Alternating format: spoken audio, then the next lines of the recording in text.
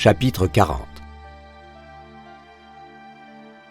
À cette heure, dans Garden Street, au nord d'Harvard Square, l'ensemble du personnel du centre d'astrophysique Harvard-Smithsonian déjeunait à la cafétéria ou à son bureau. Neil Gershon, professeur associé d'astrophysique à Harvard et directeur adjoint du centre des planétoïdes, nettoyait un peu de mayonnaise tombée de son sandwich au roast-beef sur son clavier d'ordinateur. Un de ses étudiants entra dans son minuscule bureau et le regarda d'un air amusé. « Je suis ravi de pouvoir vous dérider, Govy. Y a-t-il autre chose que je puisse faire pour vous ?» Toujours souriant, le jeune chercheur indien rappela à son étourdi de directeur « Vous m'avez dit que je pouvais passer vous voir à l'heure du déjeuner, vous vous souvenez ?»« Ah oui, le 9 février 2027. » Du jour au lendemain, les astrophysiciens étaient devenus des gens très demandés. L'article du Post et l'interview de Will Piper avaient déclenché des torrents de spéculations provenant aussi bien d'universitaires que d'amateurs sur ce fameux cataclysme qui risquait de causer l'extinction du genre humain. Pour calmer l'hystérie collective, le gouvernement s'était adressé aux scientifiques qui s'étaient tournés vers leurs modèles informatiques. Tandis qu'ils travaillaient ainsi, la presse populaire s'était engouffrée dans la brèche, tête baissée. Le matin même, USA Today publia un sondage. 3000 Américains avaient été interrogés sur l'hypothèse la plus probable au sujet de la célèbre date. On avait avancé de nombreuses théories, allant du plausible au ridicule. Un quart des gens pensaient qu'une invasion extraterrestre façon la guerre des mondes allait sonner le glas de la civilisation terrienne. Le châtiment divin du jugement dernier remportait aussi de nombreux suffrages. Enfin, les astéroïdes franchissaient la barre des 10% d'opinion. Un groupe de travail avait aussitôt été mis sur pied au laboratoire Jet Propulsion de la NASA, à Pasadena, afin d'explorer de manière exhaustive la possibilité d'un risque extraplanétaire. Le centre des planétoïdes de l'Harvard-Smithsonian avait reçu pour tâche de passer au peigne fin la base de données recensant les corps célestes géocroiseurs, afin d'éliminer toute possibilité de collision. La tâche fut rondement menée. Sur les 962 APD, astéroïdes potentiellement dangereux, un seul correspondait à l'année 2027, le 137-108, 1999 AN10. Un astéroïde de type Apollon, géocroiseur découvert en 1999 au laboratoire Lincoln du Massachusetts Institute of Technology. C'était un objet de taille importante, atteignant presque 30 km de diamètre, mais dont l'intérêt était faible. Au cours du millénaire à venir, il était censé s'approcher une fois de la Terre, le 7 août 2027, à une distance de 390 000 km. L'échelle de Turing, qui caractérise les risques d'impact, va jusqu'à 10. 10 signifiant une collision entraînant la disparition de la vie sur Terre. Or, cet astéroïde ne dépassait pas le score insignifiant de 1. Le méthodique et intraitable professeur Gershon assigna à Govind Naidu, son meilleur étudiant, la tâche d'étudier plus en profondeur cet astéroïde et de mettre à jour ses paramètres orbitaux.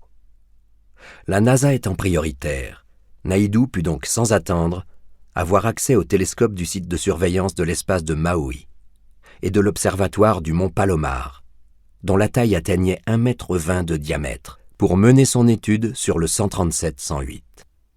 On lui accorda aussi 8 heures sur le précieux superordinateur du NERSCC, au laboratoire national Lawrence Berkeley. « Vous avez les nouvelles données de Palomar et Maui ?» demanda Gershon. « Oui. Vous voulez venir les voir sur mon poste de travail ?»« Non. Montrez-moi ça sur le mien. » Mais il y a de la mayonnaise sur votre clavier. Et alors? C'est contraire à votre religion? Gershon se leva, laissant la place au jeune chercheur. J'ai rendez-vous par téléphone avec le Jet Propulsion Laboratory cet après-midi, lâcha-t-il. Je veux que tout soit bouclé. Naidu s'assit et se connecta sur la base de données de l'observatoire. Voici l'orbite prévue pour le 137-108 d'après la dernière observation en juillet 2008. En ce moment, il vient de passer Jupiter avec une période orbitale de 1,76 années. Voici la dernière simulation. Laissez-moi avancer jusqu'en août 2027. Vous voyez, là, on arrive à une distance d'environ 400 000 km de la Terre. J'ai besoin de vos dernières observations, Govy. J'y viens. En quelques clics, il ouvrit des clichés du ciel datant de la nuit précédente. Les deux télescopes ont pris d'excellentes images. Je vais fusionner les bases de données d'Hawaï et Palomar. Ça prendra 1 minute. Ses doigts pianotaient sur le clavier, tandis qu'il exécutait la manœuvre. Puis il cliqua sur la modélisation orbitale et avança jusqu'à l'année 2027. Vous voyez, rien n'a changé. Le point de passage le plus proche de la Terre est toujours situé en août, à une distance de près d'1 demi-million de kilomètres. Le 9 février, l'astéroïde n'est même pas proche. Gershon semblait satisfait. Donc voilà tout. Nous pouvons retirer le 137-108 de la liste des risques potentiels. Mais Naidoo ne se levait pas. Il ouvrit la base de données du laboratoire de Lawrence Berkeley. J'ai pensé que vous auriez d'autres questions. J'ai aussi échafaudé une série de scénarios sur le superordinateur du NER-SCC. Quel genre de scénario? Une collision entre astéroïdes. Le professeur émit un grognement en guise d'acquiescement. Le jeune chercheur avait raison. Il lui aurait sûrement posé la question. Il y avait environ 5000 astéroïdes dans la ceinture principale entre Mars et Jupiter. Et il n'était pas rare qu'ils se heurtent de temps à autre, ce qui modifiait alors leur orbite. Comment avez-vous conçu votre modélisation? Naidoo se rengorgea et décrivit avec fierté le modèle statistique complexe qu'il avait construit, exploitant toute la puissance du superordinateur du NER-SCC afin d'examiner des centaines de milliers de collisions interastéroïdes potentielles, susceptibles d'affecter le 137-108. Il y a beaucoup de variables de second ordre, fit Gershon. La masse, la vitesse, l'angle d'impact, les dynamiques orbitales au moment de la collision. Bien sûr, chaque choc potentiel peut modifier tous les paramètres du 137-108. Parfois, ce n'est pas grand-chose, mais on peut observer des différences notables de périgée, d'apogée, de période orbitale, de longitude du nœud ascendant, d'inclinaison, etc. Très bien, très bien. Montrez-moi ça. Qu'avez-vous découvert? Eh bien, comme je ne disposais que d'un créneau de 8 heures, j'ai limité le modèle à environ 500 astéroïdes, ceux dont le taux de probabilité était le plus fort, en me basant sur leurs caractéristiques orbitales par rapport au 137-108. Une seule combinaison sur 600 000 donne des résultats intéressants. Naidoo lança un programme de simulation graphique tout en le commentant. Celui-ci part d'une collision entre le 137-108 et 4581. Asclépios, un petit astéroïde de la famille des Apollons, qui ne mesure pas plus de 300 mètres de diamètre.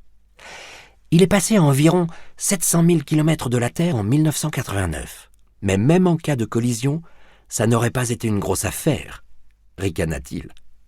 Juste l'équivalent d'une bombe d'Hiroshima toutes les secondes pendant 50 jours.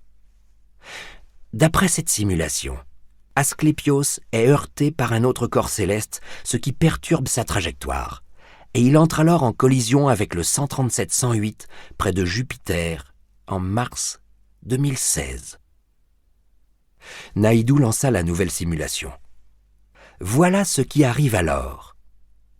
Sur l'écran apparut un point vert qui représentait le 137-108 traversant le système solaire en décrivant une orbite excentrique et elliptique approchant de la Terre environ tous les 2 ans avant de s'élancer vers Jupiter pour retourner ensuite vers le Soleil. Quand ils furent à 5 ans de distance de 2027, le jeune chercheur ralentit le processus afin de pouvoir mieux l'observer. Ils s'intéressèrent alors aux deux orbites, celui de la Terre et celui de l'astéroïde, un point vert et un point rouge croisant à travers le système solaire. Arrivé en janvier 2026, Govy ralentit encore la simulation pour aller le plus doucement possible. Gershon se pencha par-dessus l'épaule de son étudiant. « C'est très difficile, à voir comme ça, de prédire si sa nouvelle orbite va aggraver ou non la situation. » Naidoo ne répondit pas. Le temps s'écoulait lentement. À mi-2026, l'astéroïde 137-138 prit la direction du Soleil. L'orbite de la Terre se positionnait peu à peu de manière à croiser celle de l'astéroïde. Octobre 2026, novembre 2026, décembre 2026, janvier 2027. Les points rouges et verts se rapprochaient. Enfin, février 2027. La simulation s'arrêta au 9 février. Une fenêtre s'ouvrit à l'écran. Probabilité d'impact 100%. Score de 10 sur l'échelle de Turing. Score de 10 sur l'échelle de Turing. Score de 10 sur l'échelle de Turing. Gershon resta bouche bée. La taille de l'astéroïde ne change-t-elle pas après la collision avec Asclépios ? Naidoo déroula un menu, double-cliqua sur une barre et lui montra le résultat. Il est toujours aussi énorme. Le monstre de l'Apocalypse. Le Léviathan. Il se déconnecta et se leva. Tout cela reste une hypothèse, bien sûr. Mais j'ai pensé qu'il valait mieux vous informer. Les probabilités d'une telle catastrophe restent faibles, malgré tout. Gershon regarda par la fenêtre. C'était un jour d'automne venteux, et de brusques bourrasques arrachaient aux branches les dernières feuilles. Soudain, il ressentit le besoin d'aller prendre l'air, de sentir le vent sur son visage, d'écraser les feuilles mortes sur la pelouse. Il posa une main amicale sur l'épaule du jeune chercheur. « Je suis certain que vous avez raison, Govy. Maintenant, je vais sortir faire un petit tour. »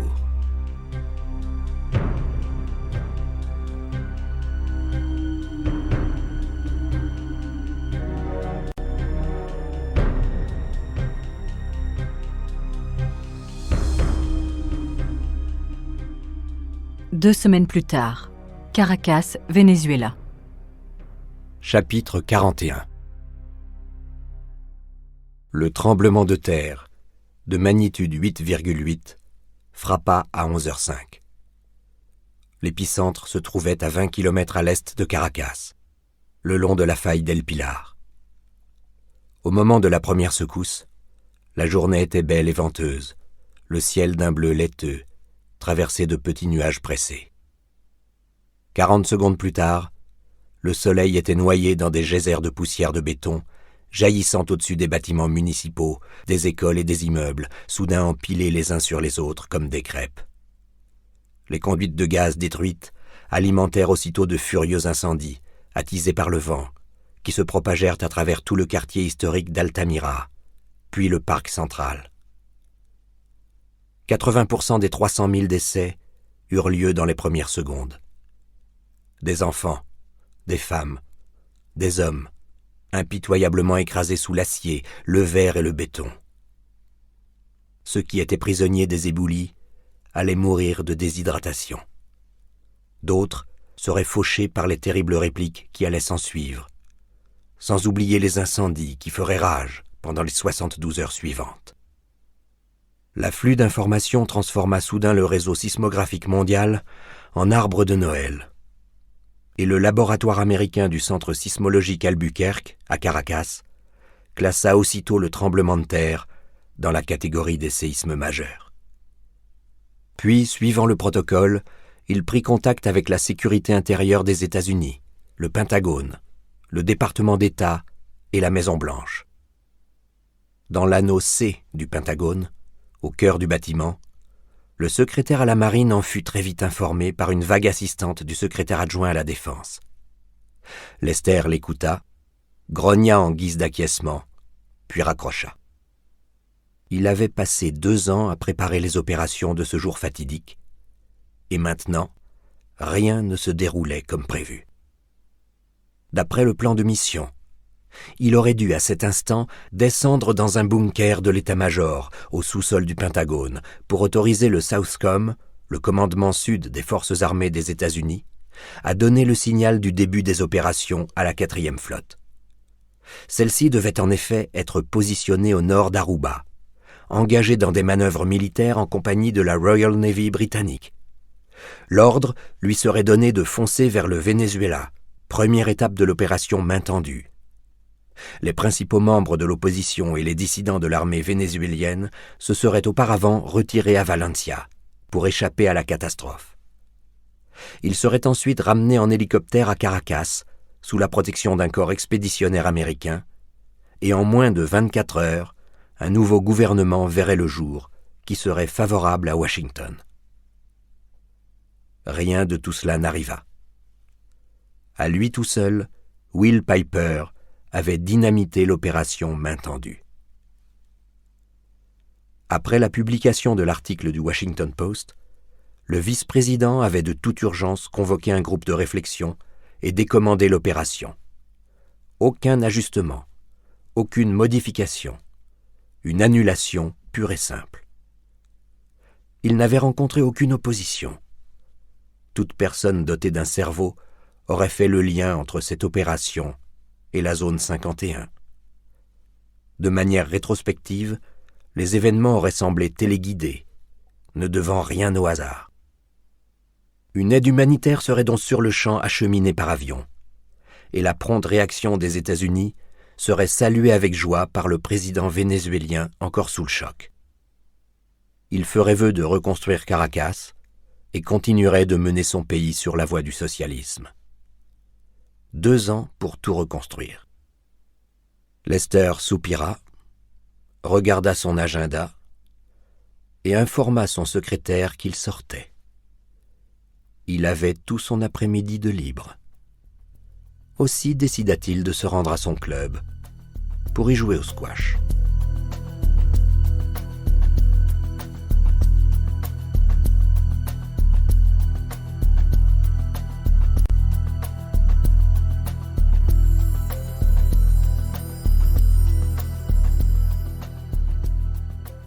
Épilogue. 6 mois plus tard, île de White. C'était un après-midi de printemps, pur et frais, et sous le soleil radieux, les pelouses récemment tondues étaient d'un vert émeraude éclatant. Au-delà des prés, les mouettes s'élevaient au-dessus du Solan, s'interpellant les unes les autres de leurs cris stridents. Dressé dans l'azur, le clocher de briques de l'église abbatiale offrait aux touristes une photo parfaite. L'abbaye de l'île de White avait toujours été ouverte au public. Mais depuis que le monde avait appris l'existence de son ancienne bibliothèque, l'intérêt des touristes s'était accru de manière considérable, à la grande consternation des moines. Le week-end, des femmes du village de Fishbourne prenaient sous leur coupe des groupes de visiteurs, leur proposant une visite guidée, ce qui représentait une intrusion moindre dans la vie du monastère que lorsque des personnes seules furetaient partout à travers l'église et les terres de l'abbaye. Un petit garçon dans une poussette se mit à pleurer. Les touristes, surtout des personnes âgées qui n'avaient plus de bambins à charge depuis longtemps, semblaient mécontents, ce qui n'embarrassait pas le moins du monde ses parents. La mère vérifia la couche du petit. « Je vais chercher un endroit pour le changer », dit Nancy en se dirigeant vers un salon de thé. Will acquiesça, tout en continuant à écouter la guide, une femme mûre aux hanches larges, qui leur montrait de jeunes pousses, derrière une petite clôture empêchant les lapins d'entrer, pour souligner l'importance du potager dans les ordres monastiques. Il avait attendu ses vacances avec impatience, afin de s'arracher au tourbillon qu'il avait lui-même créé. Il y avait encore des interviews à venir, des livres à écrire et la cohorte de pièges que charrie la célébrité. Les paparazzis campaient toujours dans les environs de la 23e rue. De plus, Il avait de nouvelles obligations.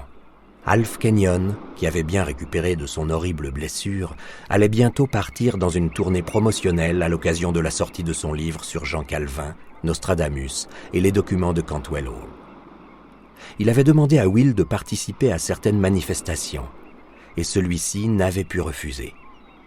Quant à Dane Bentley, il allait enterrer sa vie de garçon pour se marier. Mais Will ne savait pas très bien avec laquelle de ces femmes. En cet instant, Will parvenait enfin à s'extraire de la vie de folie qui était la sienne depuis quelques mois, pour se concentrer sur l'instant présent. Tout sur cette île le fascinait. La fraîcheur, le ferry battu par le vent qui effectuait la traversée du Solent, le déjeuner au pub de Fishbourne, où il avait hésité devant le bar avant de se résoudre à commander un coca, le monastère, qui apparaissait soudain au bout du chemin, la vue des moines en robe de bure qui, malgré leur mode de vie et leurs sandales, ressemblaient à des hommes ordinaires. Et puis enfin, ils étaient entrés dans l'abbatiale à 14h20 précise pour l'office de nonne. À l'intérieur de l'église, les frères semblaient devenir autres. Leur concentration dans la prière et les chants, l'intensité de leur foi, la gravité de leur plaisir spirituel les distinguaient des touristes assis au fond de l'église, observateurs curieux, gênés par leur propre voyeurisme. Maintenant, les moines vaquaient à leurs tâches de l'après-midi. Certains s'occupaient du jardin, d'autres du poulailler, d'autres encore travaillaient aux cuisines, aux ateliers de poterie ou de reliure. Ils n'étaient guère nombreux, moins d'une douzaine, et tous étaient âgés. Rares étaient désormais les jeunes à choisir ce mode de vie. La visite était presque terminée, et Will n'avait pas encore vu ce qui lui tenait à cœur. Il leva la main comme les autres. Tous voulaient la même chose, et la guide savait très bien à quoi s'attendre. Elle lui donna la parole parce qu'il se détachait du groupe, plus grand et plus beau que les autres, et que ses yeux irradiaient d'intelligence. « J'aimerais voir le monastère médiéval. » Il y eut un murmure. Tout le monde attendait cela. « Tiens, c'est étonnant que vous me demandiez ça, » dit-elle en riant. « Je m'apprêtais justement à vous en indiquer la direction. C'est à un peu moins de 500 mètres en suivant le sentier. Tout le monde veut s'y rendre à présent. Pourtant, il n'y a pas grand-chose à voir, juste quelques vieilles pierres et un fossé. Mais plus sérieusement, mesdames et messieurs, je comprends votre intérêt et je vous encourage à vous rendre là-bas pour une visite contemplative. L'emplacement exact de la bibliothèque souterraine est indiqué par une plaque. » La guide termina de répondre aux questions sans quitter Will des yeux.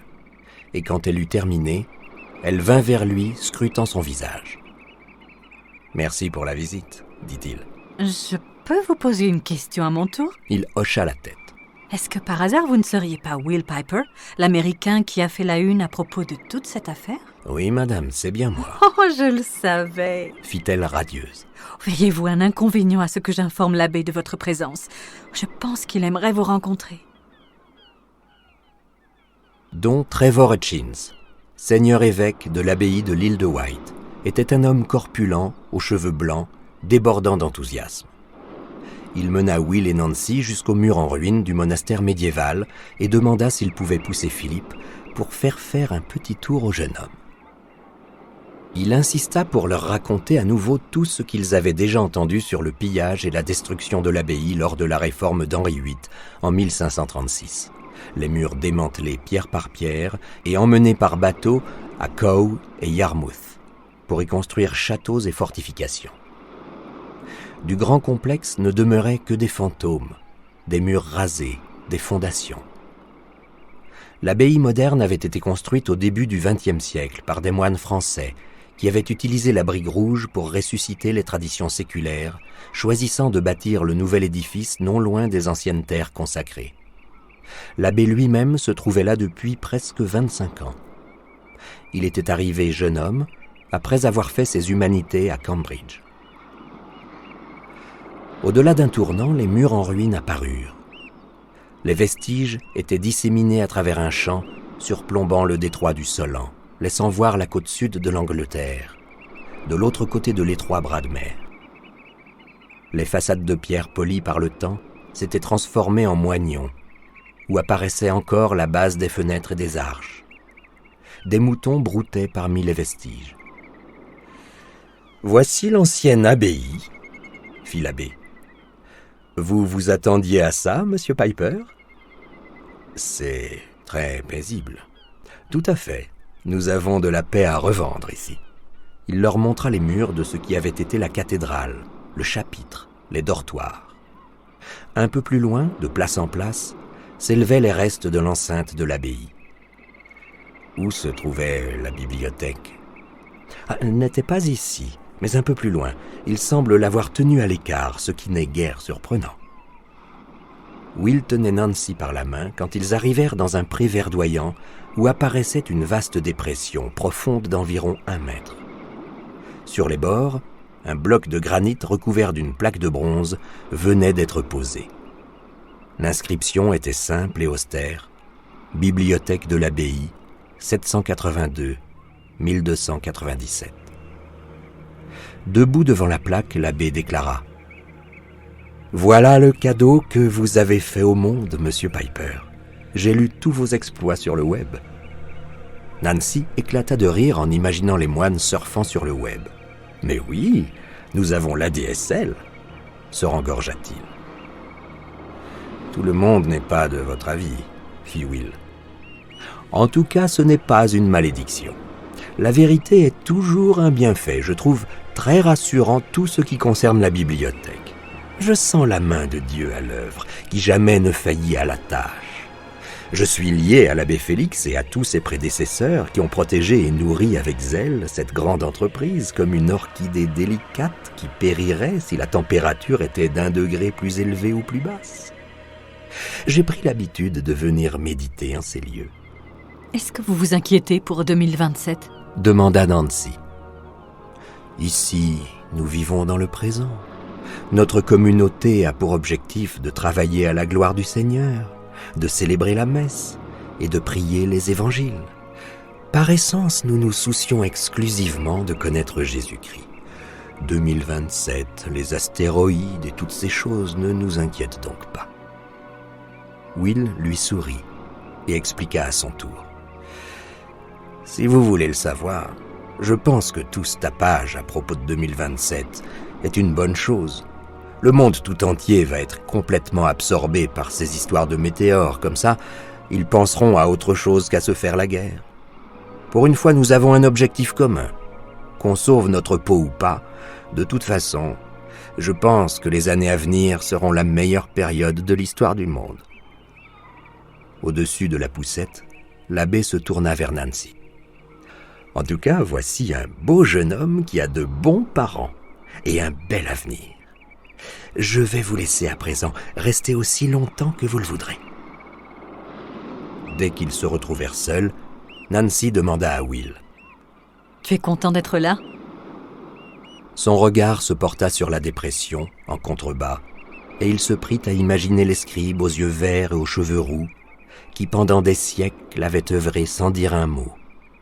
Les moines qui avaient préservé leur secret, tel un devoir sacré. La catastrophe sanglante qui avait mis fin à leur mission. Il imagina la bibliothèque, le vaste ensemble des manuscrits lourds et épais dans leur crypte caverneuse. Il espérait un jour être invité à la zone 51, dans le Nevada, afin de voir à quoi ressemblait vraiment la bibliothèque. Mais cela ne l'empêcherait pas de vivre. Oui, je suis satisfait.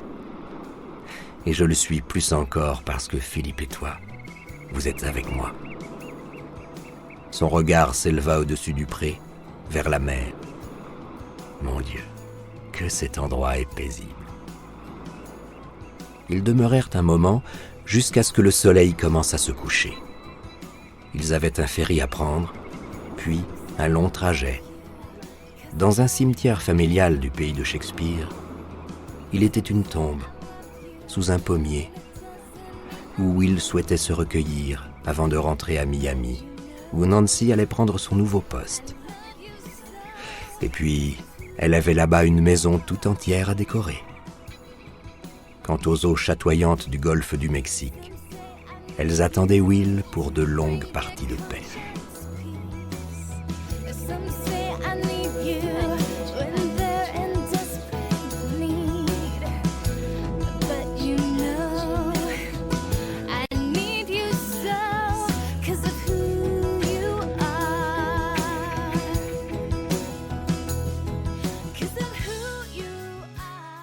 remerciement.